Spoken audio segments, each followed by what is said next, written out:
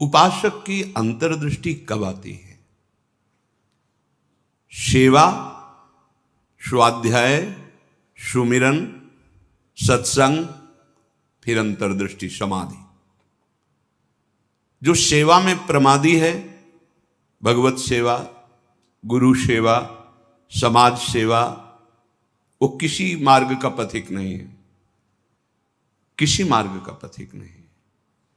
बड़े बड़े महापुरुष जो ब्रह्मबोध हो गए या भगवत तत्व में स्थित हो गए, उनको भी इस भगवत स्वरूप समाज की सेवा करनी ही पड़ी। शरीर में जब तक हमारे बल है तब तक हमें समाज स्वरूप, भगवत स्वरूप, गुरु स्वरूप, वो एक ही परमात्मा बैठा है, हमें सेवा में तत्पर रहना है।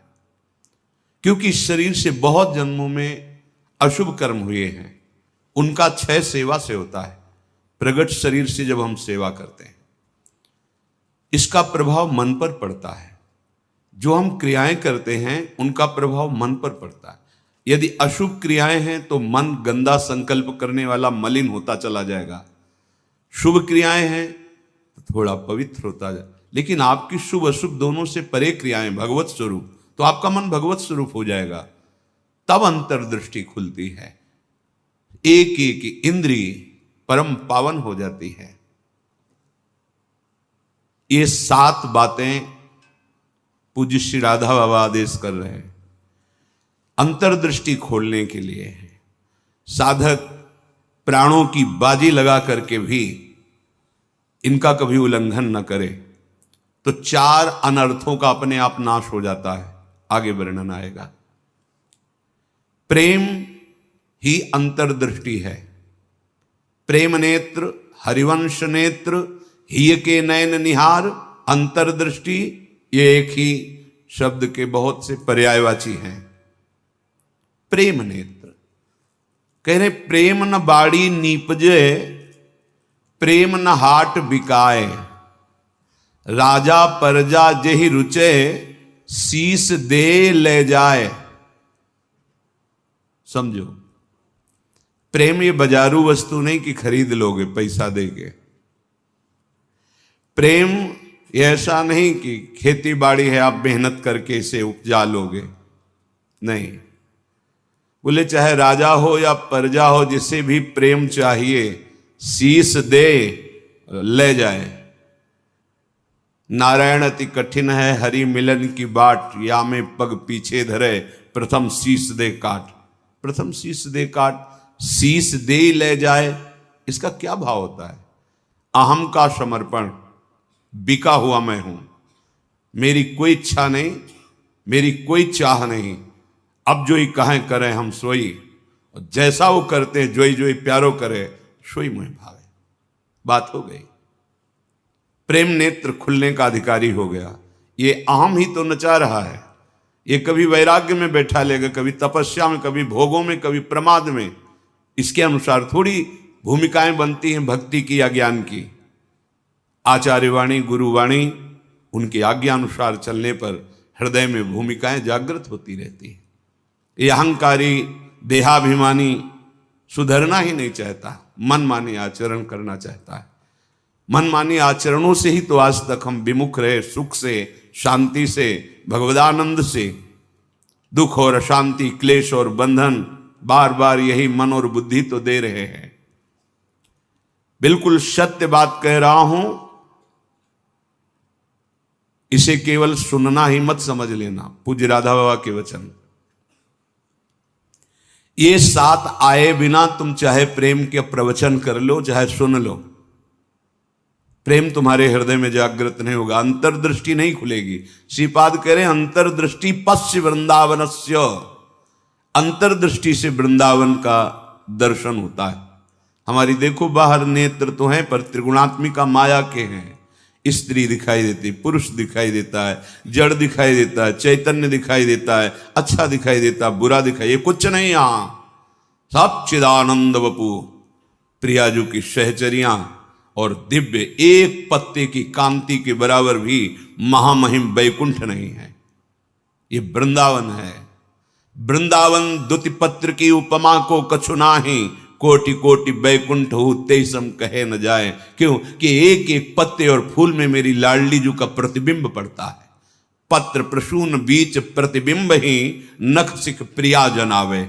कहां बैकुंठ में वो सुख तो सखाओं को भी अच्छा नहीं लगा बैकुंठ का।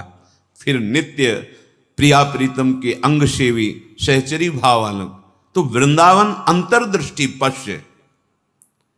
जब तक भगवत साक्षात्कार नहीं हो जाता तब तक बहुत सावधान। इसके बाद सावधान रहने की जरूरत ही नहीं। जैसे मन सच्चिदानंद प्रभु का स्पर्श करेगा फिर इसको विषय सेवन की स्मृति ही नहीं रह जाती। उसे उपरति अवस्था कहते हैं। एक होती त्याग अवस्था, ये साधक करता है, विषयों के प्रति आकर्षण है पर भोगूंगा नहीं क्योंकि मुझे भगवत प्राप्ति करनी है। दूसरी होती वैराग्य अवस्था, भोगों का सानिध्य है, ये भी जानते हैं कि हाँ ये भोगने में मन बुद्धि कहते हैं कि सुखद है पर नहीं, राग रहित हो रहा है। और एक स्थिति आती है कि भोग सामग्री सानिध्य है, ये भोगने वाली चीज इसकी स्मृति ही खत्म। जैसे विष्ठा देख करके भोगने की खाने की इच्छा नहीं होगी, वमन देखकर खाने की इच्छा नहीं होगी। मलवत वमनवत विश्ववत ऐसे यहां से लेके ब्रह्मलोक तक के भोगों का उसे त्याग हो जाता है, जिसे उपरति कहते हैं। भोग सामग्री है, भोगने की इच्छा ही नहीं है, ये बोध भी नहीं रहता कि ये भोगना चाहिए क्योंकि अखंड स्मृति जागृत हो गई आराध्य देव की। पहला उपासक को शांत लक्षण धारण करना है। काम आ रहा है, क्रोध आ रहा है, कोई गाली दे रहा है, विक्षेप हो रहा है, प्रतिकूलता आ रही, अपमान अनुकूलता आ रही, सम्मान। शांत का मतलब ना हर्ष न शोक, गंभीर, अंदर से गंभीर शांत। पहला लक्षण अंतर्दृष्टि खोलने के लिए सिद्धांत में भी वर्णन, शांति रव्यर्थ कालत्वम विरक्तिर्मान शून्यता। शांति, अपने प्रति कोई बार बार अपराध कर रहा है, शांत। न शरीर से दंड, न वाणी से दंड, न मन से दंड देने का संकल्प, क्योंकि सब में मेरा प्रभु विराजमान है। बिल्कुल ध्यान से बाबा ने कहा, ये बिल्कुल सत्य सत्य बात कह रहा हूं। प्राणपन से इन सातों बातों का निर्वाह करोगे तो अंतर्दृष्टि खुल जाएगी। प्रेम, यदि आप थोड़ा भी प्रमाद करेंगे तो इनको धारण नहीं कर पाएंगे। पहला ही है शांत, भाव देश में भी पहला है शांत। शांत दास्य शक्य वात्सल्य कांता सहचरी। शांत हमारे भगवान का स्वरूप है, शांताकारम, शांत। समझो, वाणी शांत, मन निसंकल्प, कोई चाह नहीं, स्थिति यहां पहुंचनी। शांत का स्वरूप ये न शोचति न कांक्षति, समः सर्वेषु भूतेषु मद भक्तिम लभते पराम। मेरी भक्ति का परम लाभ, पराभक्ति का स्वरूप ये। कोई चाह नहीं, कोई चिंता नहीं, कोई भय नहीं, कोई शोक नहीं। ब्रह्मभूता प्रसन्नात्मा, हर समय अखंड प्रसन्नता। देखो भक्त कैसा शांत होता है। परीक्षित जी महाराज गर्भ से ही भगवान के परम प्रिय भक्त हैं। भगवान ने गर्भ में ही रक्षा की। जब ये उत्तरा जी के गर्भ में थे, अस्वस्थामा ने ब्रह्मास्त्र संधान किया। कितनी बुद्धि बिगड़ गई थी। गर्भस्थ शिशु की हत्या सबसे बड़ा पाप होता है। भ्रूण हत्या, गर्भ हत्या, ये बहुत बड़े पापों में आता है। इतना बड़ा विद्वान क्रोध के वशीभूत होकर ब्रह्मास्त्र का संधान, कि पांडवों का वंश ही विनाश कर देंगे। उत्तरा ने किसी अन्य का आश्रय नहीं लिया। जिसे द्रौपदी जी से चूक हुई, पतियों का आश्रय, सभा में बैठे हुए महापुरुषों का आश्रय, भुजाओं का आश्रय, दांत का, उत्तरा ने नहीं।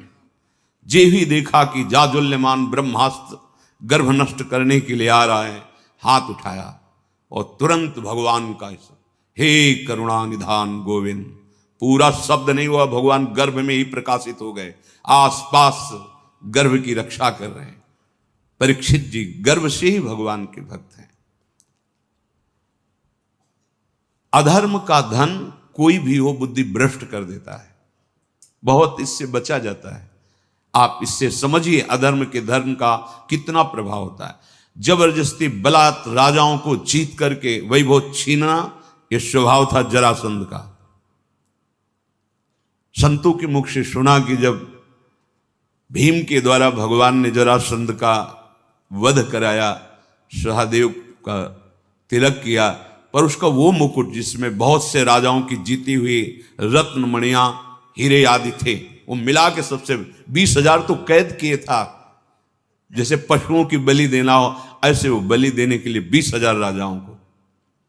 वही मुकुट एक दिन परीक्षित जी अपने मस्तक पर धारण किए।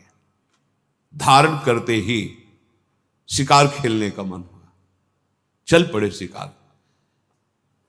इतनी प्यास असह्य हो गई कि ऋषि आश्रम में गए। वो समाधिस्थ थे, अपने स्वरूप में स्थित थे। कोई है आश्रम में, मुझे बहुत प्यास लगी है। वहां तो समस्त इंद्रियां, मन, बुद्धि सब चेष्टा रहित है, भगवत स्वरूप में एकदम डूबे हुए, बाहर से शांत एकदम। कोई चेष्टाएं न सुना रही न दिखा रही, कोई इंद्री काम नहीं करेगी, क्योंकि सौम्य अवस्था को प्राप्त समाधिस्थ महापुरुष। पता नहीं कैसे ऐसी बुद्धि बदल गई इतने बड़े महाभागवत की, उपेक्षा करके बाहर निकले, देखा एक मरा हुआ सर्प पड़ा था, ऐसे धनुष की नोक से उठाया और ऋषि के गले में डाल दिया। महत अपराध है। साधु का उपहास या इस तरह की चेष्टाएं, उनको इसका भी पता नहीं चला, तो शांत अपने स्वरूप में स्थित हैं। कुछ ब्रह्म ऋषि कुमार देखे कि राजा परीक्षित अंदर गए थे, बाहर गए तो कोई बात ही क्या, वहां गए तो देखा समाधिस्थ थे, उनके गले में मरा हुआ सर्प। तो ऋषि कुमार दौड़ते हुए श्रृंगी ऋषि जहां स्नान कर रहे थे वहां गए और कहा, राजा परीक्षित ने बड़ा उपहास किया आपके पिताश्री का, एक मरा हुआ सर्प गले में डाल दिया। इतनी बड़ी सामर्थ्य कैसे कि समाधिस्थ मेरे पिता का अपमान। तो क्या उन्होंने समझ लिया कि राजाओं के पास ही बल होता है, ब्रह्म ऋषियों के पास बल नहीं होता? नौ किशोर अवस्था है श्रृंगी ऋषि की, उसी जल से आचमन किया और कहा आज मैं दिखाता हूं कि ब्रह्म ऋषियों का बल क्या होता है। इसने मरा हुआ सर्प मेरे पिता के गले में डालकर एक ब्रह्म ऋषि का अपमान किया। मैं शाप देता हूं आज के 7वें दिन तक्षक सर्प इसे डसेगा और कोई त्रिभुवन में नहीं बचा पाएगा। ऐसा ही हुआ और दौड़ करके आए और पिता के गले में लग गए। जब वो बहुत देर लिपट के रोए से तो धीरे धीरे वृत्ति बाहर आई। क्या हुआ, क्यों रो रहे हो? उनका ये परीक्षित आए हुए थे और आपके गले में मरा हुआ सर्प डाला, आपका अपमान किया। नहीं नहीं, देखो इसमें क्या अपमान होता है? गलती तो हमसे हुई, राजा भगवान का स्वरूप होता है। वो आए थे आश्रम में, अर्घपाद आदि देते, उनको जल पिलाते, उनकी सेवा करते। वो हमारे संपूर्ण प्रजा का शासन करते हैं, सेवा करते हैं, रक्षा करते हैं। हमसे गलती हो गई, रोना नहीं चाहिए। तब किसी ऋषि कुमार ने कहा ये रोए ही नहीं है, इन्होंने शाप भी दे दिया है। नहीं नहीं, निरपराध राजा को शाप कैसे दे दिया? क्या शाप? 7 दिन में तक्षक काटे। गजब कर दिया तुमने। अरे हमसे पूछ तो लेते। अभी ब्रह्म वाक्य हैं, इतने बड़े ब्रह्म ऋषि वो भी नहीं काट सकते। अपने शिष्यों को भेजा जाओ और परीक्षित को सूचना दे दो, कोई उपाय कर लो अपने परम कल्याण का। 7 दिन में तक्षक सर्प आएगा और डसेगा। जो ही जाके वहां परीक्षित ने मुकुट उतार के ये क्या मेरे से, ये क्या हो गया? मुझे दंड मिलना चाहिए। बहुत पश्चाताप करें, ऐसा उपहास कैसे कर दिया, ऐसा अपराध कैसे कर दिया। इतने में वो शिष्य पहुंचे और कहा महाराज आपने जो गले में सर्प डाला, बालक होने के कारण श्रृंगी ऋषि ने आपको शाप दे दिया है।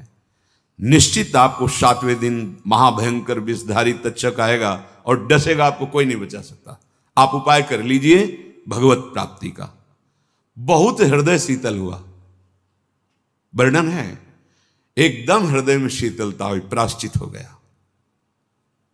तत्काल सर्वस्व का त्याग, सम्राट पद पर जन्मेजय का तिलक और गंगा के किनारे का।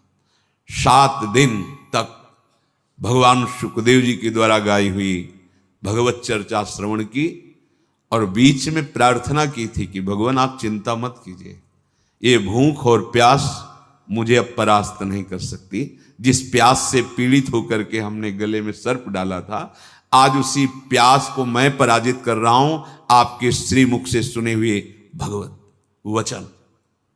विचार करो, इतने बड़ा श्राप सुनने के बाद उनके हृदय में कोई शोक नहीं, शांत हृदय। 7 दिन कुछ खा पी नहीं रहे, शांत हृदय। भक्त का हृदय शांत होता है। उनके गले में सर्प डाला हुआ शांत नहीं हुए, कोई बात नहीं। अगर हम भगवत दर्शन करना चाहते हैं, महासुख में निमग्न होना चाहते हैं, दुख मिटाना चाहते हैं, तो शांत होना स्वभाव में